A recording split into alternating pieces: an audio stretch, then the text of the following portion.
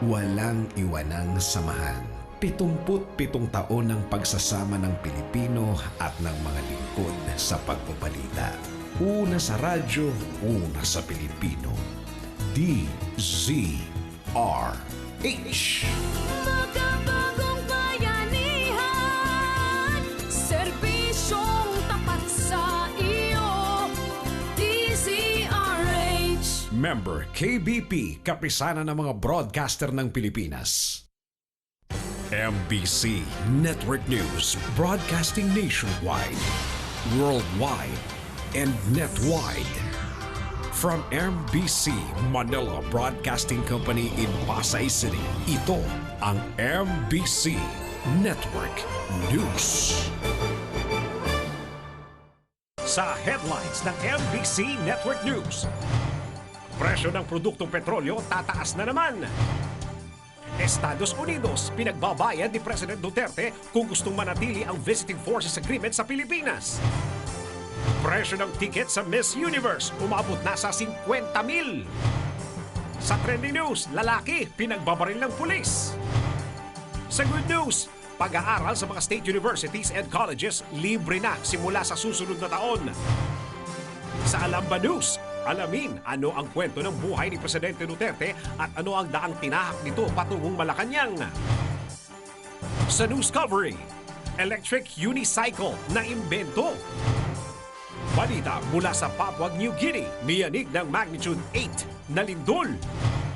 Sa Game Now, Alaska, tinambakan ng Hinebra. Sa showbiz, Daniel Padilla, hindi type ang mga kanta ni Justin Bieber. Pambato ng Pilipinas sa Miss World na si Catriona Gray, nagtapos sa top 5.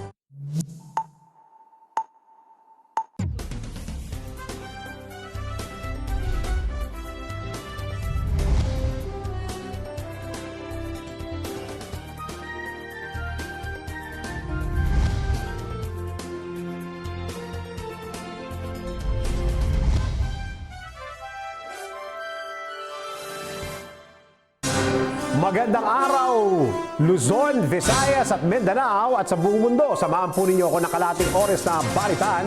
Narito ang detalye ng mga balita.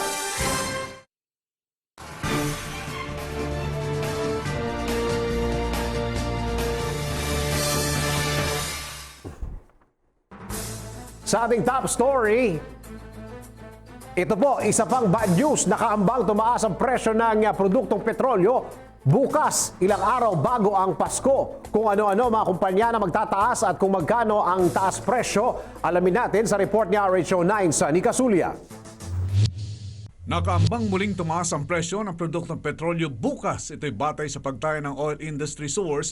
Nasa 70 centavos kada litro ang maaaring itaas ng presyo ng diesel habang 40 centavos naman sa gasolina. Ito'y bunga naman ng panibagong paggalaw ng presyo ng crudo sa world market. Kung matutuloy, ito ang ikalawang round ng oil price hike ngayong buwan ng December. Noong Martes ay nagpatupad na ng big-time oil price hike ang mga kumpanya ng langis na umaabot sa 1.40 kada litro sa gasoline at diesel habang 1.45 naman sa kerosene. Ang desisyon ng OPEC na bawasan ang produksyon para mapanatiling stable ang presyo ng crudo sa world market ay ang sinasabing dahilan ng pagtaas ng presyo ng produktong petrolyo. RH9, Sani Casulia, naglilingkod sa pagbabalita.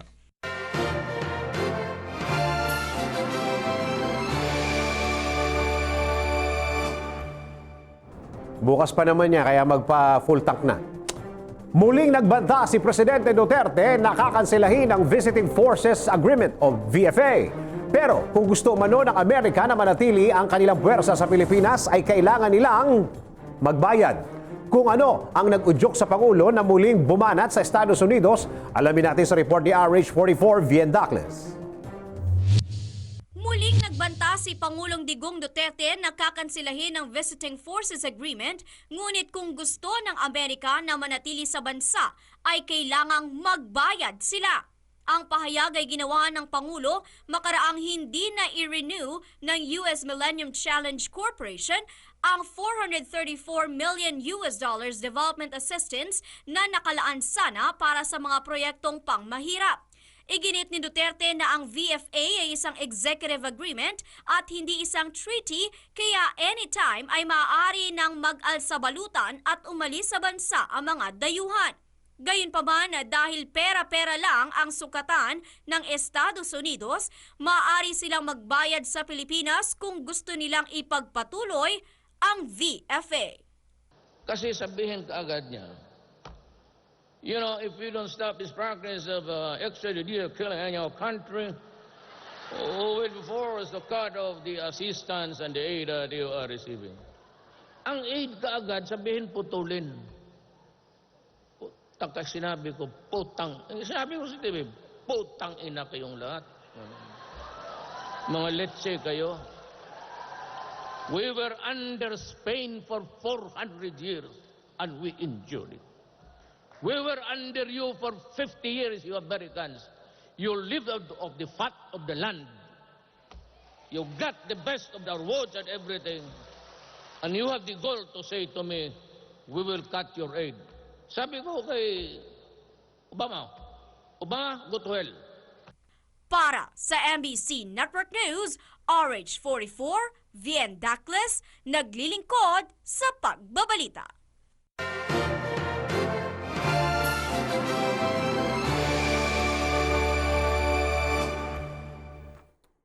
Pangulong Duterte pinaghihinay-hinay sa bandang pagpapawalang bisa sa Visiting Forces Agreement. Magbabalita si RH14 Let Narciso Abinales. Dinayuhan ni Muntinlupa Congressman Rufy Biazon si Pangulong Duterte na konsultahin ang kanyang National Security Advisors sa naising ipawalang bisa ang Visiting Forces Agreement. Ito'y matapos mairita ang Pangulo ng hindi aprobahan ng Millennium Challenge Corporation ng AIDS Pilipinas. Nagbabala si Biazon, Vice Chairman ng House Defense Committee, na malaki ang magiging implikasyon sakaling ituloy ng Presidente ang banta nito. Isaan niya sa malalagay sa alanganin ay ang momentum ng modernisasyon ng armed forces dahil hindi lamang kagamitan ang pinag-uusapan dito kundi maging ang doktrina at training. Gayon din sinabi ng kongresista na baka madehado ang interes ng Pilipinas sa West Philippine Sea dahil mahirap nang baguhin ang sitwasyon kapag tuluyang binuksan ang bakuran sa China. Paalala pa ni Biazon, 6 taon lamang manunungkulan si Duterte, kaya dapat pag-isipang mabuti ang mga gagawing hakbang na may kinalaman sa foreign policy. Yan ang DCRH News. Let Narciso Abinales, RH14, gilingkod sa pagbabalita. Samantala, ito naman po para sa mga manonood ng Miss Universe 2016 sa January 30, 2017. Umaabot na po sa 50,000 o 50,000 pesos ang presyo ng ticket sa Miss Universe. Kung magkano pa ang halaga ng ticket sa upper at lower box. Alamin natin sa report ni RH44 Vien Dacles. Umabot sa 50,000 piso ang presyo ng VIP sa 65th Miss Universe Coronation Night. Gaganapin ang Miss Universe 2016 sa January 30, ganap na alas 8 ng gabi sa Mall of Asia Arena. Para sa mga manunood, nagkakahalaga ng 25,000 pesos ang lower box A habang 23,000 pesos naman para sa lower box B. Ang upper box tickets naman ay nagkakahalaga ng 4,800 pesos habang ang general admission ay nasa 2,000 pesos. Para sa MBC Network News, RH44, Vien Dacles, naglilingkod sa pagbabalita.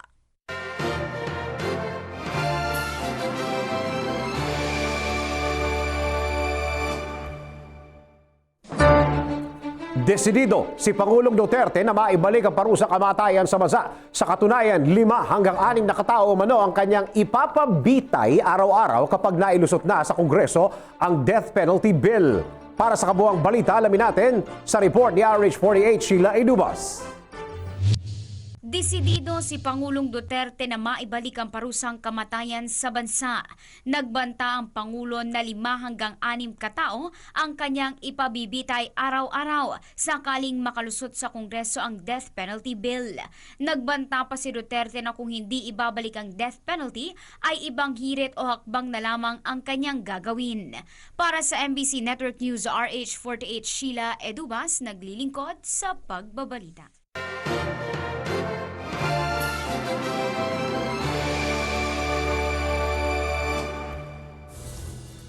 Pag-amin ni President Duterte na may mga pinatay siya sa Davao City, hindi raw basta magagamit sa impeachment. Magbabalita si RH1 Tumanang Milky Rigunan. Hindi basta-basta makakasuhan si Pangulong Rodrigo Duterte kahit pa umamin na may mga personal siyang pinatay sa Davao City nang siya pa ang mayor ng lungsod. Ayon kay Senator Pancelo Lacson, pwede katwiran ng Pangulo na nanlaban ang kanyang mga napatay kaya dapat lang ipagtanggol ang kanyang sarili.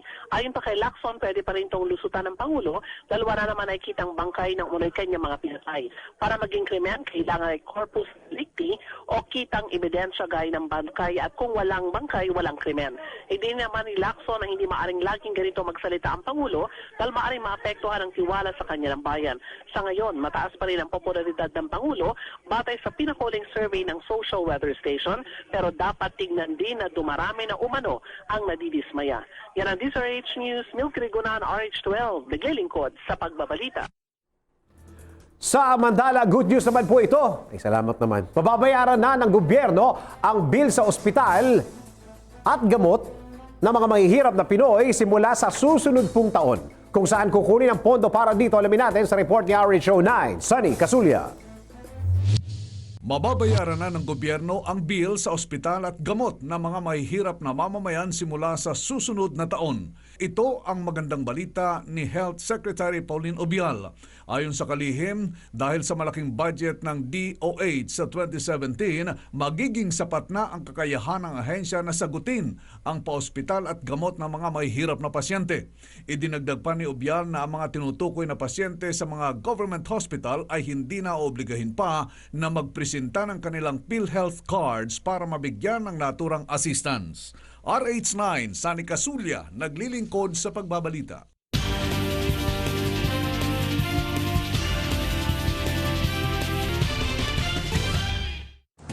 Matapos i-anunsyo ng SSS na ipatutupad nila ang panukalang 2,000 o 2,000 pension hike, hiniling naman ng ilang mga economic manager kay Pangulong Duterte na taasan ang kontribusyon sa Social Security System o SSS. Ayon kay NEDA Secretary Ernesto Pernia, nanganganib na mabankrupt ang SSS kapag hindi nakabawi sa laki ng pension hike. Para sa kabuuang detalye ng balitang yan, alamin natin sa report ni RH44 Vien Dacles. Hihilingin ng ilang economic manager kay Pangulong Rodrigo Duterte na taasan ang kontribusyon para sa Social Security System or SSS. Ito'y kaugnay pa rin ng inaasahang malaking kawalan sa SSS dahil sa panukalang 2,000 pisong pension hike. Kabilang sa mga nagbigay ng naturang suwestyon, sina Finance Secretary Carlos Dominguez III, Budget Secretary Benjamin Diokno, at si Socio-Economic Planning Secretary Ernesto Pernia. Ginawa ng Kamara ang reaksyon kaugnay ng inilabas na Joint Resolution No. 5 para sa SSS increase sa humigit kumulang na 2.2 million na miyembrong pensyonado. Para sa MBC Network News, RH44, Vien Dacles, naglilingkod sa pagbabalita.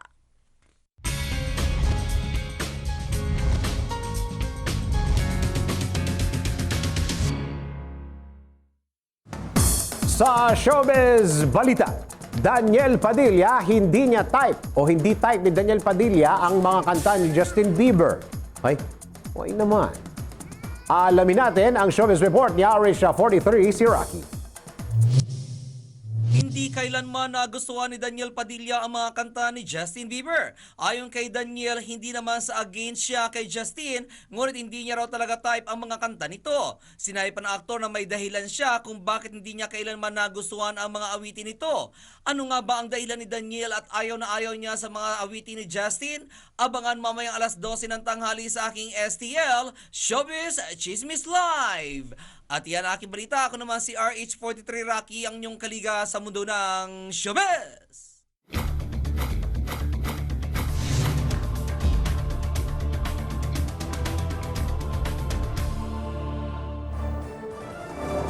Nako, ito naman. Babala po ito para sa mga nagtatangkang mga hold up, ha? Parang pinagsabihan pa natin yung mga hold upper na mag-ingat, ano?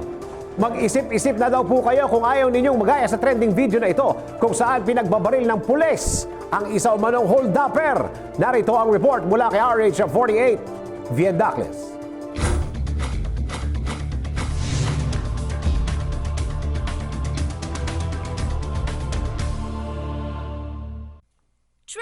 Viral sa social media ang video ng isang lalaki na pinagbabaril ng pulis sa labas ng RCBC Bank sa San Pedro, Laguna. Makikita sa video footage na mayroon ng mahigit 70,000 views na nasa labas ng bangko ang lalaki na umano'y hold-upper at nasa kote na ng mga pulis nang manlaban umano ito kaya pinagbabaril.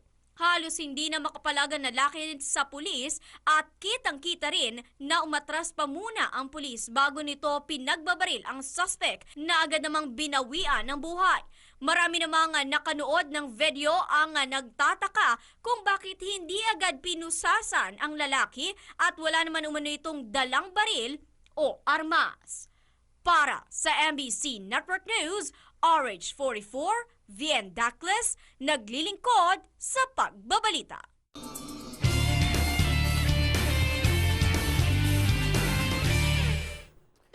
Isang magandang bagong taon ang sasalubong sa mga kabataang nangangarap na makapagtapos ng kolehiyo. Ito'y dahil mapapatupad o matutupad na ang pangarap na magkaroon ng magandang kinabukasan ng mga kabataang ito. Ano ang magandang balitang yan? Alamin natin sa Good News Report ni RH09 Sunny Casulia.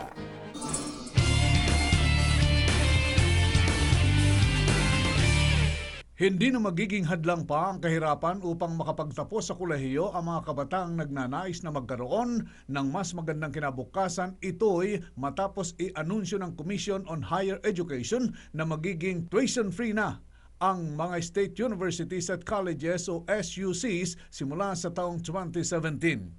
Ito ang mismong pagtiyak ni CHED Chairperson Patricia Licuanan matapos pagtibayin ang tuition budget para sa mga SUC na aabot sa 8.3 billion pesos na bahagi ng mahigit 3 trilyong pisong national budget para sa susunod na taon. Sa kabuuan, mayroong kabuuang 113 mga estudyante sa universities at colleges sa Pilipinas batay sa mismong record ng CHED. Samantala, sinabi naman ni Senator Loren Legarda, chairperson ng Senate Finance Committee, na aprobado na rin ang pondo para sa Students Financial Assistance Program. At yan ang ating good news. RH9, Sunny Casulia, naglilingkod sa pagbabalita.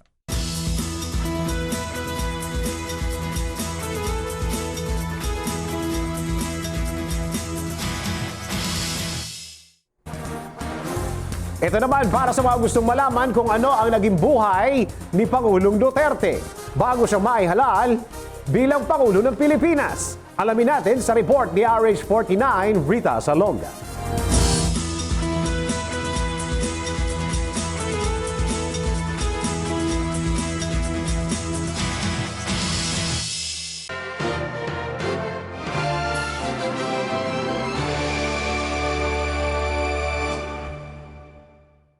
Usap-usapan ngayon ang tunay na sitwasyon ng pangangatawan ng Pangulong Rodrigo Duterte. Bunsod ito nang sinabi kamakailan ng Pangulo na may tsansa na hindi na niya abutan ang 6 na taong paninilbihan niya bilang presidente ng Pilipinas. May mga bali-balita kasi na may iniinda na itong sakit, ngunit kinlaro agad ito ni Presidential Spokesman Ernesto Abella at sinabing kung anumang sakit ang iniinda ngayon ng presidente ay dahil na rin ito sa kapaguran o wear and tear lamang. Si Duterte ang pinakamatandang nahalal na presidente ng Pilipinas. Sa pagtatapos ng kanyang termino sa 2022, 77 years old na siya. Noong nakaraang linggo sa harap ng business community, inamin ni Duterte na marami na itong iniinda sa katawan. Kasama na dito ang Berger's disease, isang sakit kung saan nagkakaroon ng bara sa mga blood vessel. Hindi na kailangan na bawat galaw, sabihin ng Pangulong Duterte ay nagiging big news. Mula nang simulang umugong ang pangalan nito na di umano'y binubuyo siyang tumakbo bilang Pangulo ng Pilipinas hanggang nang siya'y maupo na sa Malacanang, hindi na tinantanan ng kontrobersiya ang Pangulong Duterte. Balikan nga natin kung sino nga ba si Pangulong Rodrigo Duterte at ang kanyang tinahak na landas patungong Malacanang. Para sa kabuuang balita, maglagon lang sa www.tcrhnews.com. Para sa Alam Ba News, RH49 Rita Salonga, naglilingkod sa pagbabalita.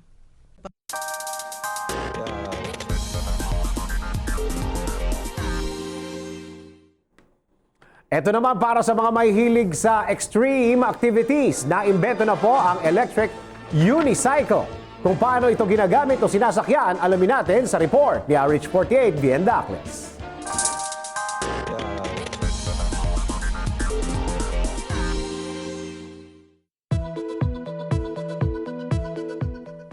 a daredevil kind of person?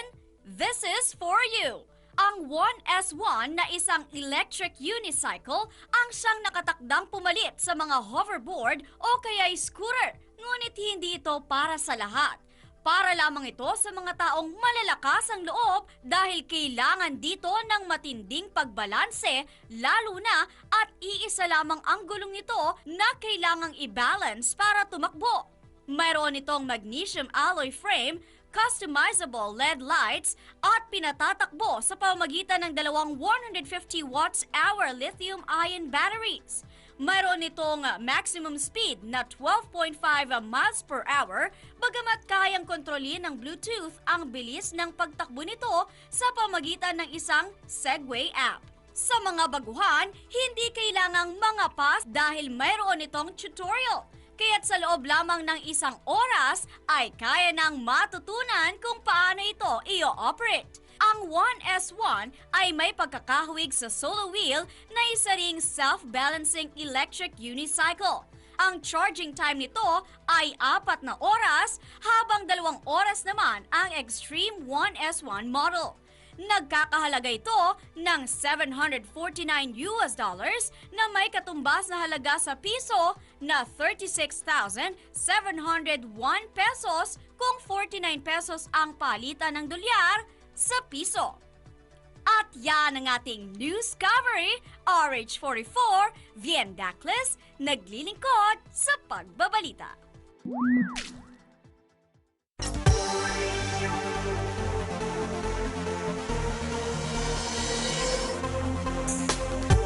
Papua New Guinea niyanig ng magnitude 8 na lindol. Nag-issue na ng tsunami warning alert ang Pacific Tsunami Warning Center sa Papua New Guinea kasunod ng magnitude 8 na lindol na tumama sa east coast ng naturang bansa. Ayon sa Pacific Tsunami Warning Center, dahil sa lakas ng lindol ay posible umanong magkaroon ng malawak na tsunami waves. Posible raw na tumama ang hazardous tsunami waves sa Papua New Guinea, Solomon Islands, Indonesia, Nauru at iba pang isla malapit sa Papua New Guinea sa loob ng 3 oras kasunod ng malakas na lindol. Ayon naman sa Joint Australian Tsunami Warning Center, wala raw banta at epekto sa Australian mainland at sa mga isla ng naturang bansa ang naganap na lindol. Samantalang sa Jordan naman, 4 na Jordanian police at isang Canadian tourist patay sa pamamaril. Patay ang 4 na Jordanian police at isang Canadian tourist matapos ang naganap na pamamaril kagabi. Walang habas na pamamaril ang ginawa ng aabot sa 5 kalalakihan sa Crusader Castle sa Amman, Jordan, kung saan isang babae ang agad namatay matapos tamaan ng bala. Sa ngayon, wala pang grupong umaako sa nasabing pag-atake. Hindi rin nilinaw ng mga otoridad kung napatay din ang mga sospek sa nasabing pamamaril. At yan ang balita mula sa Ibayong Dagat, RH48 Sheila Edubas, naglilingkod sa pagbabalita.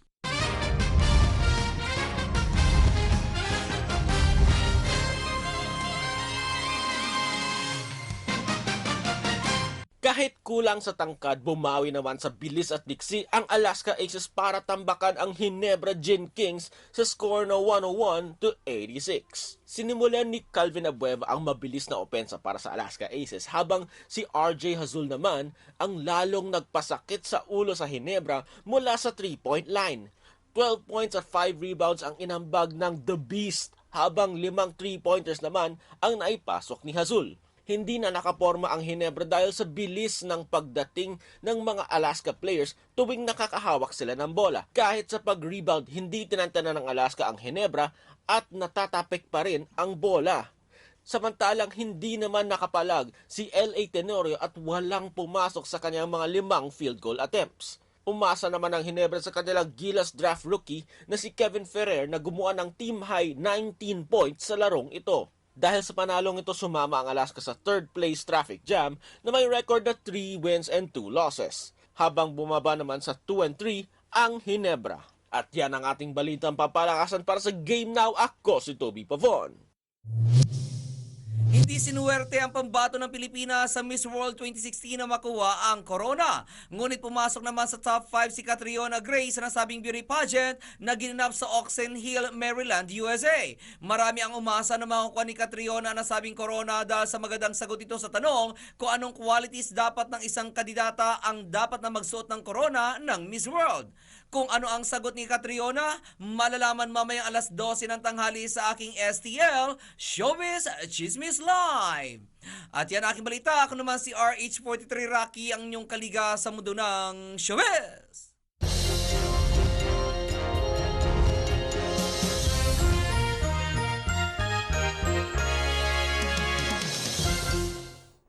Malamig na, di ba? Malamig na talaga ang simoy ng hangin, lalo na yung mga nagsisimbang gabi.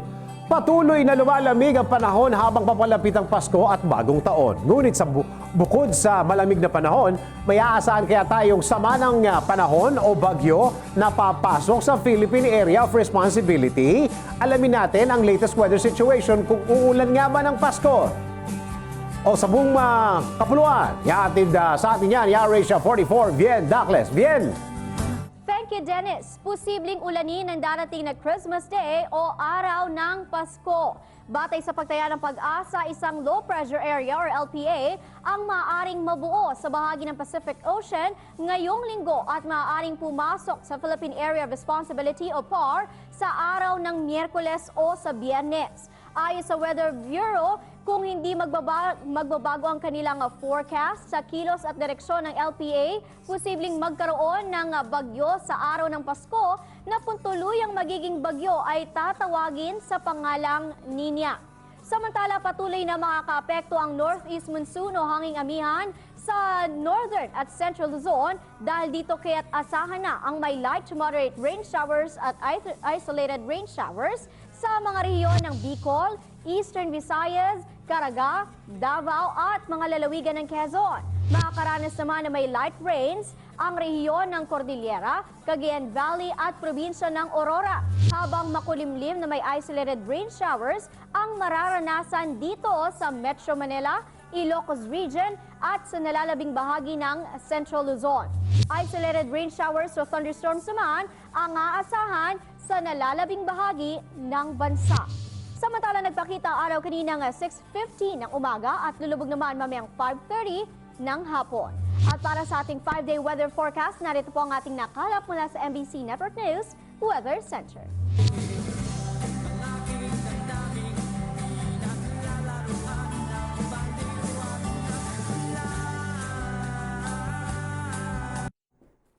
Okay.